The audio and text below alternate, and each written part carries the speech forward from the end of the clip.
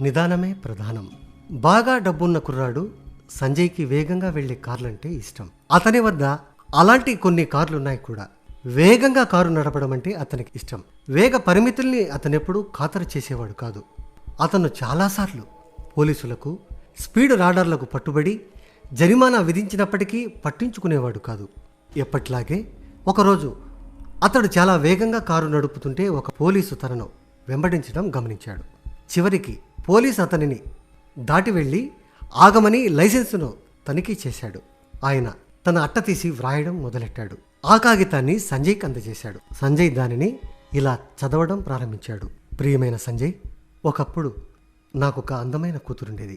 6 ఏళ్ల పాపగా ఉన్నప్పుడే ఆమె ఒక కారు ప్రమాదంలో మరణించింది. అవును, నీ ఊహ నిజమే. వేగంగా నడుపుతున్నతని కారు కిందే పడి అతడు 3 మాసాలు జైలులో ఉండి బయటకు వచ్చేశాడు. ఇంటికి వచ్చి తన 3 కూతుళ్లను కౌగిలించుకోగలిగాడు. నాకున్నది ఒక్క కూతురే. ఆమెను మళ్ళీ నేను కౌగిలించుకోవాలంటే స్వర్గానికి వెళ్లే వరకు ఆగాల్సిందే. ఓ 1000 సార్లైనా అతనిని క్షమిద్దామని అనుకుని ఉంటాను. ప్రతిసారి క్షమించాననే అనుకున్నాను.